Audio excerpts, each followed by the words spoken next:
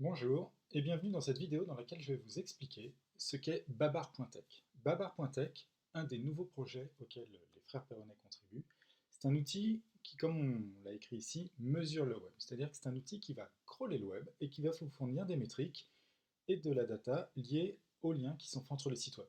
Il existe déjà des outils qui font ça, hein, bien sûr, mais nous, je pense qu'on le fait mieux et surtout, on vous fournit des métriques totalement inédites que je vais vous évoquer rapidement dans cette vidéo. Alors, c'est pas une vidéo tuto, on va pas faire point par point ce qu'il y a. L'objectif, c'est de faire tout le tour de l'outil. Babar, c'est un outil en SaaS qui a son propre blog informatif sur lequel on va être très, on va dire, au point pour essayer de mettre en, en avant les fonctionnalités dans des posts de blog. On va essayer de, voilà, de faire des petites vidéos tutoriels. Mais aujourd'hui, je veux faire un tour euh, juste d'horizon pour vous illustrer ce que c'est. Aujourd'hui, Babar est en bêta privée.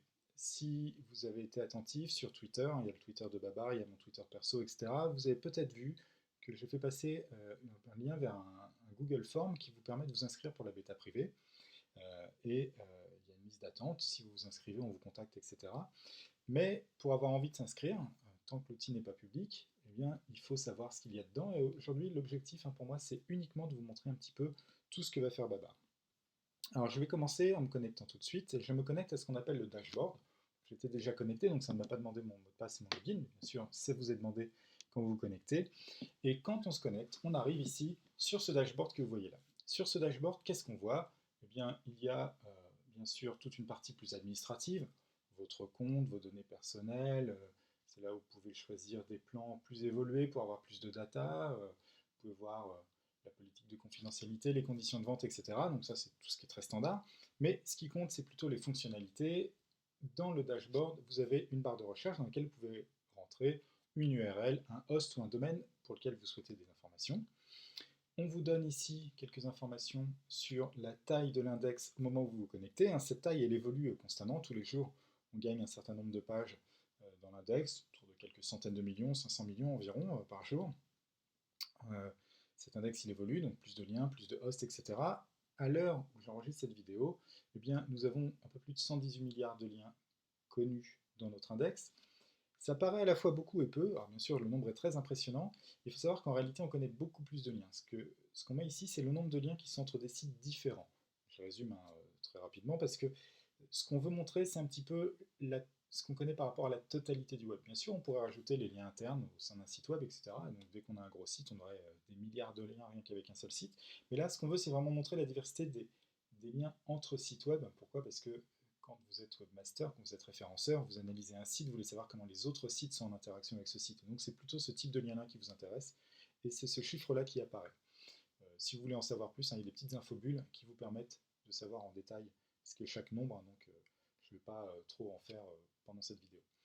On connaît pour l'instant un peu plus de 72 milliards de pages web qui sont dans notre index. On connaît ces pages web, mais on n'a pas d'informations complètes pour toutes les pages web. En fait, quand le crawler va crawler le web, ce qu'il fait, c'est qu'il commence à entendre parler de certaines pages par des liens qui sont faits, mais avant d'avoir l'information complète sur ces pages, il faut qu'il les ait vues plusieurs fois, qu'il en ait entendu parler, qu'il aille les voir, qu'il extirpe leur contenu, etc., etc. Donc ça prend un peu de temps, et donc voilà, on a toujours un effet retard avec les pages qu'on connaît et celles qui sont totalement analysées. Si vous voulez une idée du nombre de pages totalement analysées, mais c'est écrit dans l'infobule, parce qu'on est tout à fait transparent, c'est grosso modo 8 à 10 fois moins. Là, ici, on a 72 milliards de pages qui sont connues. Vous pouvez partir du principe qu'on a aux alentours de 7 milliards, plus ou moins 1 milliard probablement, de pages qui sont totalement analysées. Ensuite, il y a le nombre de hosts qu'on connaît, grosso modo le nombre de sites web, un peu plus d'1,8 milliard, et puis le nombre de domaines associés, un peu plus de 68 millions, puisqu'il y a des domaines sur lesquels il y a beaucoup de sous-domaines et donc plusieurs types de sites. Ensuite, dans ce dashboard, on a les dernières recherches qu'on a effectuées. Ici, vous pouvez le voir, je me suis renseigné sur Google, sur ce site, sur whisky.glass, Gamecult, etc. Donc je peux aller voir des sites pour voir ce qu'il s'y passe. Et je peux bien sûr écrire ici les choses. Donc, par exemple, si je m'intéresse à Google, je tape ici www.google.fr, j'appuie sur Entrée et j'ai l'URL de Google avec toutes les informations. Je vais revenir en arrière, je vais prendre comme exemple un site qui n'est pas du tout à nous, qui est Gamecult. Et je vais d'abord commencer par regarder la homepage en tant qu'URL. pour vous montrer un petit peu toutes les informations qu'on peut mettre sur un site. Ça fait un pré-audit gratuit pour les liens de Gamecult, auxquels nous ne sommes pas du tout associés, mais c'était un site assez sympa à montrer. Vous le savez peut-être, chez les frères Perronnet, on est très intéressés dans le jeu vidéo, et donc c'était, je trouve, un exemple sympathique. Alors, je suis en train de m'intéresser à la page gamecult.com, et première chose qu'on présente, c'est une overview de tout ce qu'on peut savoir sur cette page à gros grains. En premier, nous opérons une classification. Souvent, les outils qui analysent les liens, qui analysent les sites web, ont une manière un petit peu confuse d'analyser en fait, de quoi parlent les pages, la thématique, etc. On en parle beaucoup, c'est important en SEO, mais il n'existe pas vraiment d'outil qui fait les choses très très bien. Et donc nous, on a mis en place un algorithme de machine learning qui analyse le champ lexical réel de la page pour déterminer de quoi elle parle. Et donc, on est capable de vous dire, par exemple, que gamecult.com, c'est une page qui parle, et on en est sûr à 100%, de jeux vidéo. Enfin, de jeux en l'occurrence, puisqu'il n'y a pas de catégorie jeux vidéo, il y a une catégorie jeux vidéo. La dernière fois qu'on allait voir cette page avec notre crawler, c'était le 14 juillet. Cette page, elle était dans un contenu qui est écrit en français, sur un serveur qui est en France. La longueur du contenu est de 133 kilooctets. La longueur, sous-entendu, la taille du fichier. L'adresse IP du serveur qui répond pour envoyer cette page, c'est 95.131.141.52. Et on a un robot TXT qui dit qu'on est en follow. Et donc on peut, quand on est un bot, suivre cette page. Ensuite, on a un certain nombre de métriques qui sont des métriques à gros grains qui permettent de qualifier la qualité de la page. Tout d'abord, on a la page value. La page value, c'est la popularité de la page, calculée avec un algorithme interne spécifique, qui est quand même assez élaboré, mais qui, grosso modo, est dans l'esprit assez similaire à un PageRank avec Surfer raisonnable. C'est pas tout à fait pareil, mais c'est très similaire. L'échelle va de 0 à 100, et quand vous êtes au-delà de 50, vous êtes dans la meilleure moitié du web. Quand vous êtes en dessous, vous êtes dans la moins bonne moitié du web. Mais voilà, 82, ici une très belle popularité pour ce site, qui est bien sûr à comparer avec celle des compétiteurs. Hein. Quand on est dans le cadre d'un classement, par exemple, au niveau de Google, ce qui compte, c'est d'être plus populaire que ses petits camarades et compétiteurs, et pas d'être populaire dans l'absolu. Donc ici, 82, très beau score. Ensuite, on a une métrique Page Trust. Comme le nom l'indique, il s'agit d'une métrique de confiance. Et là aussi, l'échelle est entre 0 et 100. Et pour cette page, eh bien, la valeur est de 60. Là aussi, on a fait en sorte d'essayer, voilà, on a fait en sorte que au-dessus de 50, ce soit la meilleure moitié du web. Mais vous verrez, quand vous testez, qu'il y a des pages qui ont des très très fortes popularités, beaucoup ont des faibles popularités, et si vous comparez par rapport à d'autres outils, vous verrez que globalement, on a des popularités peut-être des fois du même type, mais que par contre, en termes de confiance, souvent, nous donnons des scores beaucoup plus bas. Et puis ensuite, on a ce qu'on appelle la semantic value. Donc là, la popularité, page value, la confiance, page trust, ce sont des métriques que vous connaissez déjà. Il existe des analogues chez nos compétiteurs. Mais par contre, la semantic value, c'est une nouveauté Babar. La semantic value, pour ceux qui connaissent, c'est une métrique de type PageRank thématique. Ça n'est pas le PageRank thématique, mais c'est une métrique de ce type-là qui va donner plus de valeur au lien s'il y a une proximité sémantique réelle entre la page source du lien et la page cible du lien. Donc si les liens sont sémantisés, eh bien ils ont plus de valeur. Si les liens sont non sémantisés, ils n'ont pas plus de valeur, plutôt moins de valeur. Si votre profil de lien est bien thématisé, comme c'est la bonne pratique en SEO, vous aurez une valeur de la semantic value qui sera très proche, égale, voire supérieure, pour des raisons un petit peu techniques, à la page value. Donc si par exemple Gamecult avait un profil de lien totalement sémantisé, eh bien au lieu d'avoir 72, on aurait 80, 80, 82, peut-être 83. Mais 72, ça reste un peu raisonnable.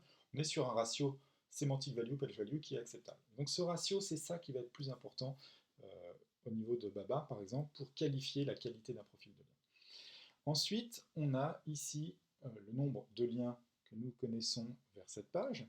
Nous avons le nombre de liens sortant de la page, mais qui restent à l'interne du même host, c'est-à-dire des liens internes au site. Et puis on a les liens sortant de la page qui vont vers l'extérieur du site, ce que nous avons souvent appelé dilution, dans le cadre par exemple des masterclass ou de nos audits.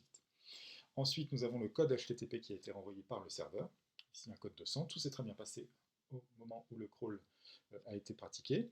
Et puis ici, on a un simulateur de liens avec une métrique qu'on appelle la force induite en français, Induced Strength en anglais.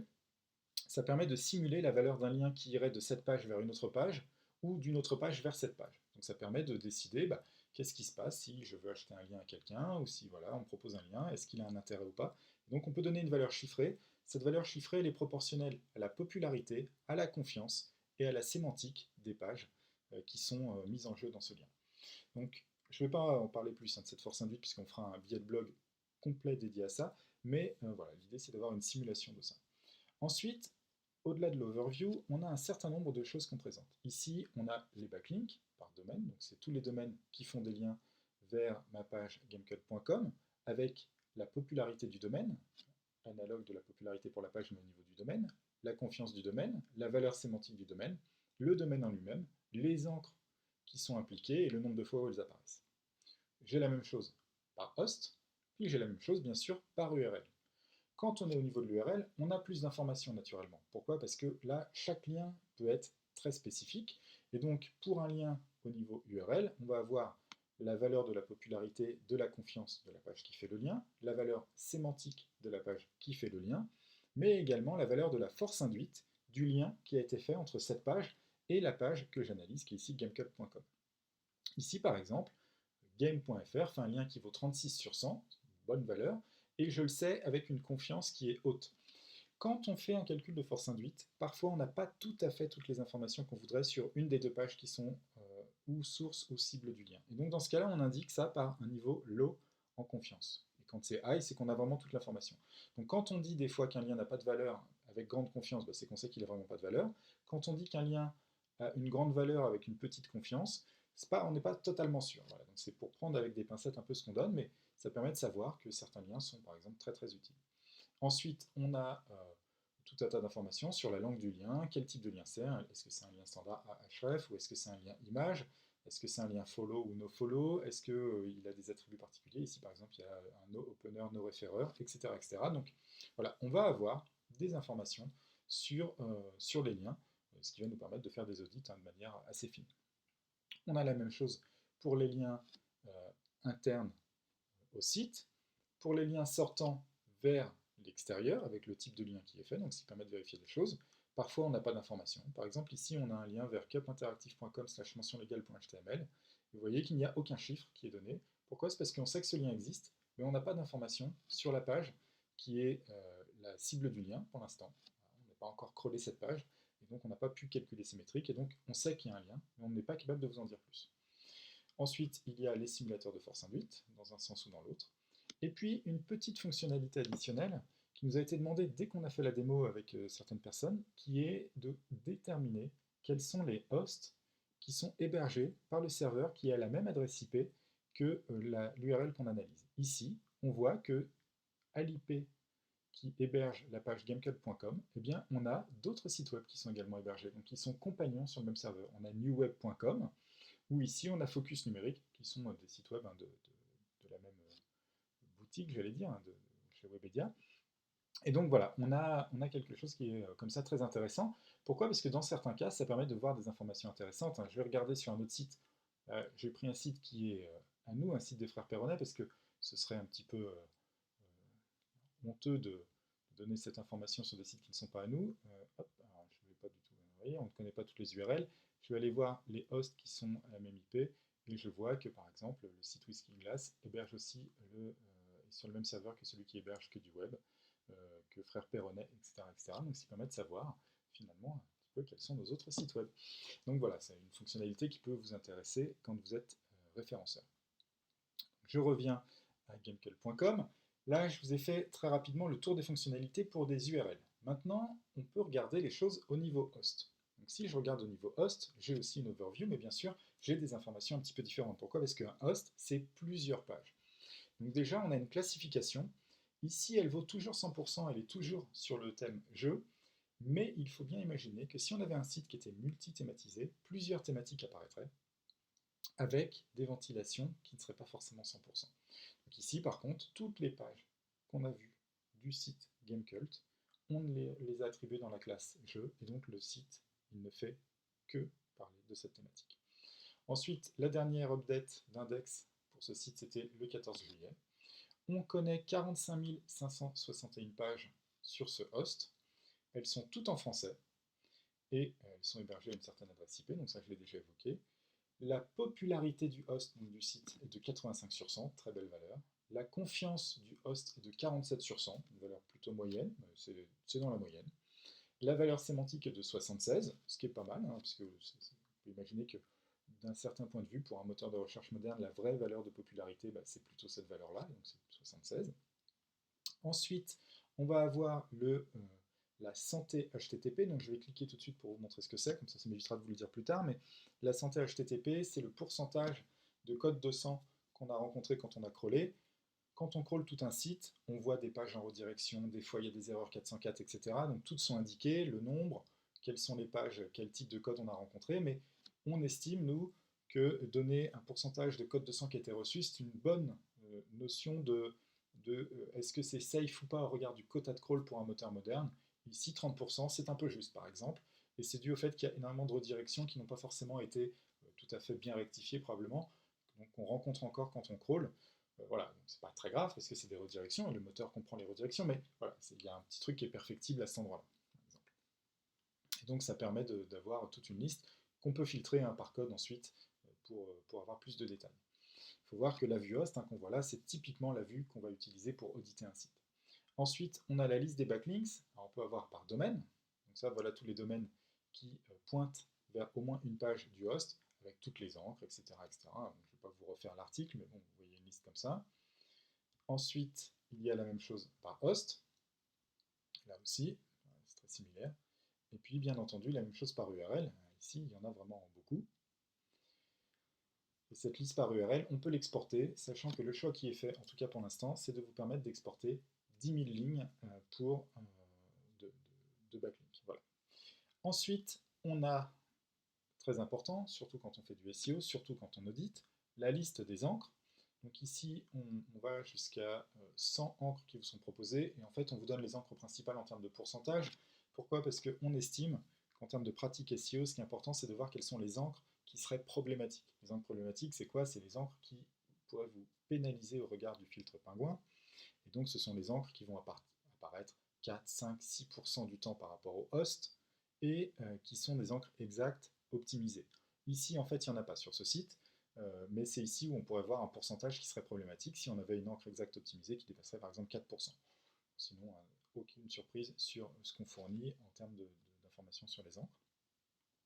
Ensuite, on a les meilleures pages du site au regard de la popularité, donc classées par page value, avec ici un pourcentage qui correspond à la contribution de chaque page particulière à la popularité totale du site. Par exemple, la page actualité est la page la plus populaire du site Gamecult, et elle a 2% de la popularité totale du site. Ensuite, la homepage, 82, c'est la même valeur, et elle a aussi 2% de cette popularité, etc., etc. On a la même chose pour la confiance, avec un pourcentage. Et on remarque, c'est très très important, que la homepage de Gamecult, qui est ici disponible en HTTP et en HTTPS, eh bien, elle capte 70% de la confiance du site. Ensuite, on a les pages, et là aussi avec des pourcentages. Et puis, on a les pages classées par une quatrième métrique que je n'ai pas encore abordée, qui est la IPV, Internal Page Value. La Internal Page Value, c'est quoi? C'est grosso modo un analogue du PageRank interne avec un modèle de surfer raisonnable. Ici, toutes les pages qu'on connaît, eh bien, on va faire le maillage interne entre elles, et on va calculer la popularité par rapport au maillage interne. Ce qui va nous permettre de classer les pages par rapport à celles qui vont amener vers elles le plus de la popularité qui vient des backlinks. Donc celle qui agrège le plus de popularité en termes de maillage interne, celle qui est la plus favorisée par le maillage interne, par exemple sur le site de Gamecult, c'est la page actualité. Puis c'est la page forum, puis seulement c'est la homepage. Et la page actualité, elle prend pour elle 3% de la popularité qui arrive dans le site. La page forum, 2%, et la page principale du site, 1%. Donc, par exemple, là, on voit tout de suite qu'il y a des petites améliorations qui sont possibles. Si on veut plutôt favoriser la homepage, il faut la remailler un petit peu différemment à l'interne pour l'augmenter et lui faire gagner cette place ou ces deux places qui lui permettraient d'être la page la plus importante. Mais si au contraire on veut favoriser la page d'actualité, tout est bien fait, etc. Donc, voilà, là, c'est une question d'arbitrage SEO assez standard, mais c'est ça qu'il faut regarder. Ensuite, j'ai la liste, donc la santé HTTP, je vous en ai déjà parlé, je ne reviens pas dessus. La liste des pages du site par langue. Tout le site ici est en français, donc il n'y a pas trop de surprises, mais si le site était en français et en anglais, eh bien on aurait la liste des pages en français, la liste des pages en anglais, et ça nous permettrait de savoir quelle page est dans quelle langue. Ensuite, on a ici la liste des hosts qui sont hébergés sur la même IP. Je vous ai déjà évoqué cette notion, donc je ne vais pas revenir dessus. Et dernière fonctionnalité qui est extrêmement utile, je trouve que c'est vraiment une des fonctionnalités qui fait la différence entre Babar et d'autres, c'est cette fonctionnalité de host similaire. Les hosts similaires, entre parenthèses, sémantiques. Ce qu'on fait, c'est que tous les hosts, on a fait une classification thématique, on a analysé les contenus, on a créé un vecteur sémantique. Et donc on est capable de dire quels sont les hosts qui parlent de la même chose qu'un host qu'on est en train d'analyser. Quels sont les sites web qui parlent de la même chose que Gamecult? Eh bien c'est Jeuxvideo24, c'est Jeuxactu, c'est Xboxygen, Xbox Squad, etc., etc. L'exemple est particulièrement parlant, vous allez me dire je l'ai choisi, je fais en sorte d'avoir un exemple qui marche bien. Pour un site de jeux vidéo, on me propose des sites similaires qui parlent de jeux vidéo. Et cette liste, elle est très importante. Pourquoi? Parce que, premièrement, si vous êtes Gamecult, ces sites-là, ce sont vos concurrents potentiels en termes de contenu. S'ils ont un linking équivalent au vôtre, eh bien, ils peuvent se positionner face à vous. Et donc, c'est vos concurrents, littéralement, au niveau du moteur. Si vous avez besoin de faire du linking et que vous savez que certains de ces sites proposent de la vente de liens ou des billets invités ou que sais-je pour avoir des liens depuis chez eux, c'est depuis ces sites-là que les liens auront le plus de valeur. Dans une politique d'acquisition de liens, un profil de liens thématisé, il faut prendre ces hosts similaires les uns derrière les autres et essayer d'avoir des liens depuis ces hosts similaires. Et puis enfin, ça vous permet de connaître tout votre écosystème, de voir, de monitorer un petit peu la compétition, et c'est donc très important.